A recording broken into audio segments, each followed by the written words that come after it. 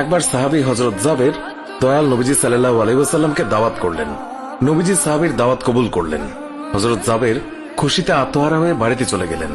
বাড়িতে গিয়ে স্ত্রীকে খোঁজ খবরটা দিলেন আর মেহমানদারির জন্য প্রস্তুতি নিতে লাগলেন। বড় ছেলে আব্দুল্লাহকে নিয়ে খাসি জবাই করে অন্য কাজে যখন হযরত জাবের ঘর থেকে বাইরে গেলেন, ইতিমধ্যেই হযরত জাবেরের ছোট ছেলে ঘুম থেকে উঠে খাসি তালাশ করতে লাগলো। বড় ভাই তাকে জানায় খাসিটিকে জবাই করা হয়েছে। ছোট ভাই বায়না ধরল, খাসি কিভাবে জবাই করে আমাকে তা দেখাও। অগত্যা বড় ভাই ছুরি হাতে করে ঘরের পেছনে গিয়ে বলল, এখানে জবাই করা হয়েছে। ছোট ভাই জানতে চাইল কিভাবে। বর্ণনা করে বোঝাতে না পেরে অবশেষে বড় ভাই বলল, তাহলে তুমি মাটিতে শুয়ে পড়ো, আমি তোমাকে দেখাই।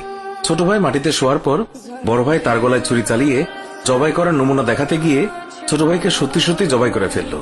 বড় ভাই যখন দেখল ছোট ভাইয়ের গলা থেকে রক্ত গড়িয়ে পড়ছে, সে ছটফট করতে করতে একসময় নিস্তেজ হয়ে গেছে।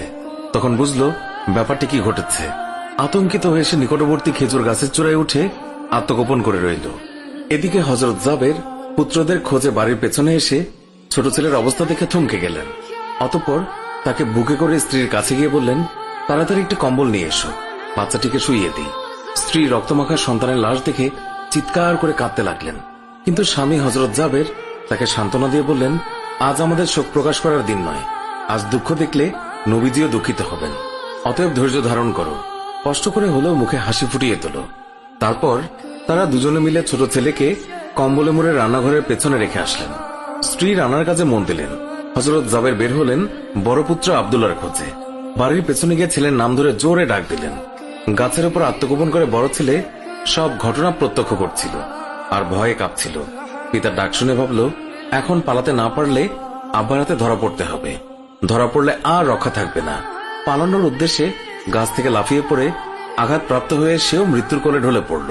পিতা কাছে গিয়ে দেখেন আব্দুল্লাহর দেহে প্রাণের স্পন্দন নেই। বড় ছেলেকে কোলে তুলে তিনি বাড়ির ভেতরে আসলেন।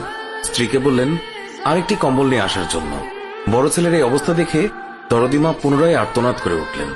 স্বামী তাকে পুনরায় সান্ত্বনা দিয়ে বললেন, ধৈর্য ধরো, আজ আমাদের দুঃখ প্রকাশের দিন নয়, আজ আমাদের পরম আনন্দের দিন। দয়াল নবীজি অল্প কিছুক্ষণের মধ্যেই আমাদের ঘরে তাশরিফ রাখবেন। তারপর দুজনে মিলে বড় ছেলের লাশ ও কম্বলে মুড়ে ছোট ছেলের লাশের পাশে রাখলেন। স্বামী স্ত্রী তাদের চোখের পানি মুছে মুখে হাসি ফুটিয়ে তুললেন। হযরত জাবের বাড়ির সামনে দাঁড়িয়ে নবীজির আগমনের অপেক্ষা করতে লাগলেন। অল্পক্ষণের মধ্যে নবীজিকে উটের পিঠে করে আসতে দেখা গেল। হযরত জাবের আনন্দে আত্মহারা হয়ে দৌড়ে গিয়ে স্ত্রীকে নবীজির আগমনের সংবাদ দিলেন এবং পুনরায় তিনি দৌড়ে নবীজির সামনে চলে এলেন। নবীজির উটের কাছে গিয়ে তাকে বাড়ি পর্যন্ত এগিয়ে আনলেন। নবীজি জাবেরের ঘরের সামনে উট থামিয়ে তার ডান পা মুবারক মাটিতে রাখলেন। বাম পা মুবারক এখনো নামাতে বাকি। এই সময় জিবরাইল আলাইহিস সালাম আল্লাহর পক্ষ থেকে নির্দেশ নিয়ে তিনি উৎসাহিত হয়ে বললেন, ইয়া রাসূলুল্লাহ, আল্লাহ আপনাকে জাবেরের ছেলেদের সঙ্গে নিয়ে খানা খেতে বলেছেন। অতঃপর নবীজি সাল্লাল্লাহু আলাইহি ওয়াসাল্লাম সাহাবায়ে কেরামকে নিয়ে জাবেরের ঘরে তাশরিফ রাখলেন। তাদের সামনে হযরত জাবের দস্তরখানা বিছিয়ে দিলেন। তার স্ত্রী খাবার বেড়ে দিলেন আর তিনি সেগুলো এনে মেহমানদের সামনে হাজির করলেন। তারপর তিনি নবীজিকে আরজ করলেন, ইয়া রাসূলুল্লাহ, দয়া করে খানা শুরু করুন। নবীজি বললেন, হে জাবের, তোমার ছেলেরা কোথায়? তাদেরকে ডাকো। হযরত জাবের বললেন, ইয়া হাবিবুল্লাহ, আপনি দয়া করে খেয়ে নিন, ছেলেদেরকে আমি পরে ডাকবো। আল্লাহর রাসূল পুনরায় বললেন, তোমার ছেলেদেরকে ডেকে নিয়ে এসো, তাদেরকে সাথে নিয়ে খানা খাবো। হযরত জাবের ও তার স্ত্রী হাত জোড় করে পুনরায় আরজ করলেন, ইয়া রাসূলুল্লাহ, আপনি খানা খেয়ে নিন, আমরা তাদেরকে ডেকে দিচ্ছি।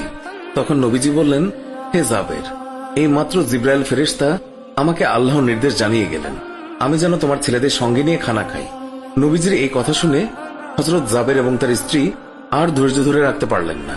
তারা চিৎকার করে কেঁদে কেঁদে সমস্ত ঘটনা খুলে বললেন। তখন নবীজি হযরত জাবেরকে বললেন, তোমার ছেলেদের কাছে গিয়ে বলো আল্লাহর নবী তাদেরকে ডাকছেন। হযরত জাবের নবীজির নির্দেশ মোতাবেক ছেলেদের লাশের সামনে গিয়ে তা বললেন। সঙ্গে সঙ্গেই তারা দুইজন আল্লাহু আকবার বলে উঠে নবীজির কাছে তারা দৌড়ে চলে গেল। অতঃপর নবীজি সাল্লাল্লাহু আলাইহি ওয়াসাল্লাম